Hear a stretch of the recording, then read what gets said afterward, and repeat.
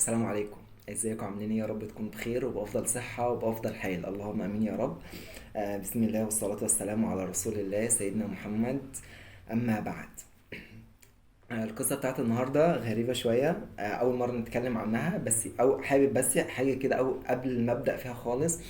حابب اقول ان باذن الله بكره هينزل فيديو عن ازاي نذاكر في رمضان لطلاب تالتة اعدادي وطلاب تالتة ثانوي. بس مش هيبقى فيديو مثلا شرح او كده زي الفيديو اللي فات. لا، الفيديو اللي فات انا قلت هينزل جزء اول وقلت هينزل منه جزء تاني. الجزء التاني ده بقى هيبقى زي نظام فلوج كامل عن اليوم الكامل في رمضان، هيكون بادئ ازاي وماشي ازاي. تمام؟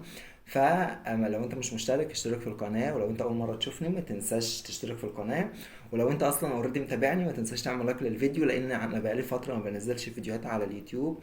فاليوتيوب ما بقاش بيقترح الفيديوهات بتاعتي، فاللايك بتاعك هو اللي هيخلي اليوتيوب يرجع يقترح الفيديوهات بتاعتي. تمام؟ ودي حاجه تشجعني ان انزل فيديوهات اكتر على اليوتيوب. مش عايز اطول اكتر من كده، تعالوا نبدا على قصه النهارده. بس حابب اقول لك حاجه. قصة النهاردة عن التنمر. تمام؟ اللي عايزك تعرفه ان دايما ورا كل حاجة بيبقى لها سبب. تمام؟ دايما طالما في سبب يبقى في مسبب ليه. تمام؟ دايما اعرف حاجة زي كده. دايما اعرف لو في حد تنمر، او المتنمر عامة مش بيتنمر من فراغ، هو بيتنمر عشان في حاجة. هل الحاجة دي بقى قلة تربية؟ هل الحاجة دي قلة فراغ؟ هل الحاجة دي نقص عنده؟ هل الحاجة دي وسيلة دفاعية بيدافع بيها عن النقص اللي هو شايفه؟ ده اللي هنعرفه في اخر الفيديو. عشان ما اطولش اكتر من كده خلونا نبدأ في قصة النهاردة. تمام؟ القصة بتاعت النهاردة بتقول ايه؟ دي حد بعتها لي. تمام؟ عندكم قصص زي كده ابعتوها وانا هنزلها لكم. تمام؟ ممكن اعمل سلسلة كاملة عن التنمر، بحيث ان احنا على قد ما نقدر نوقف التنمر او نوقف حاجه زي كده. تمام؟ او نقدر على الاقل نعالجها او نفهم ليه لما حد بيتنمر علينا ايه السبب ورا كده. تمام؟ عشان ما اطولش اكتر من كده خلونا نبدا. القصه بتاعت النهارده بتقول: واحده بتقول: وانا في المترو بلعب في الموبايل، بنتين قاعدين قدامي بيتريقوا على شعري بشكل رخم وصوتهم عالي وواصل لي، يعني مش هاممهم اني حتى اسمع، يعني حاجه في منتهى قله الذوق. تمام؟ رفعت عيني عشان اهزقهم، لقيتهم بنتين بعبايات سودا متبهدله وبشرة شقيانة، نقص الفيتامين واضح عليهم رغم المكياج التقيل اللي هم حاطينه.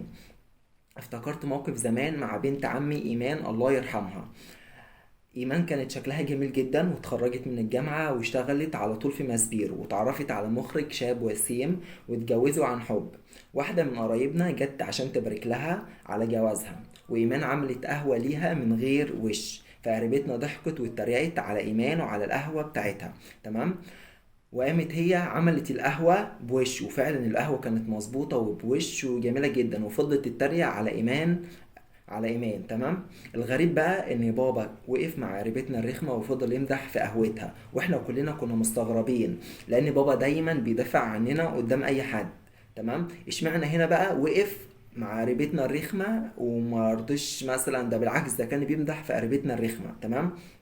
وبعد ما قريبتنا الرخمة دي مشيت، بابا اعترف ان هو اتعمد يدافع عنها وعن وش القهوة اللي هي عملته، لان البنت كان للأسف جمالها اقل، وكانت متعثرة جدا في تعليمها، وحظها وحش جدا في العلاقات، ما كانتش كويسة، واحسن حاجة في العلاقات ما كانش لها خالص في العلاقات. تمام؟ وبابا قال كلمة حكمة عمري ما هنساها في حياتي. قال ايه بقى؟ قال: هي ما عندهاش غير وش القهوة تفرح بيه، ما تستكتروش عليها الفرحة حتى لو على حاجة هايفة. هي ما عندهاش أصلا غير وش القهوة ده اللي تفرح بيه، يعني متعثرة جدا في تعليمها، شكلها مش حلو، ما عندهاش مش كويسة جدا في العلاقات، وحظها مش أحسن حاجة في العلاقات، فما فيش غير وش القهوة دي الحاجة الوحيدة اللي بتعرف تعملها وبيخليها فرحانة. تمام؟ وقال ما تستكتروش عليها الفرحة.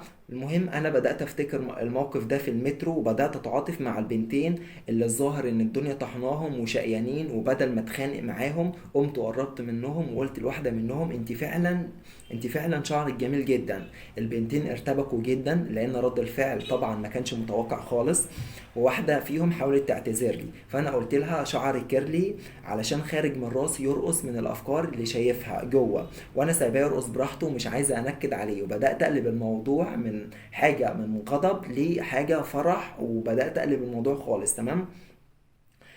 البنتين ضحكوا واتقلبت من مشاعر الخناق لضحكه لطيفه.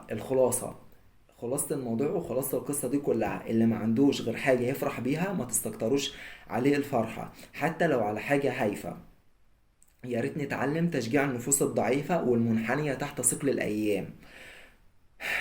ونعلم جيدا أن ما تفعله تلك النفوس بسخريتها من الآخرين ما هو إلا حيلة دفاعية من أجل التعويض عما تعاني منه. وبس كده، دي كانت قصة النهاردة. دايما افتكر ان اي حد بيتنمر دايما بيبقى وراه قصة. وبس كده، مش عايز اطول اكتر من كده. لو القصة دي عجبتكم ما تنسوش تشتركوا في القناة، وما تنسوش تبعتولي قصص تانية.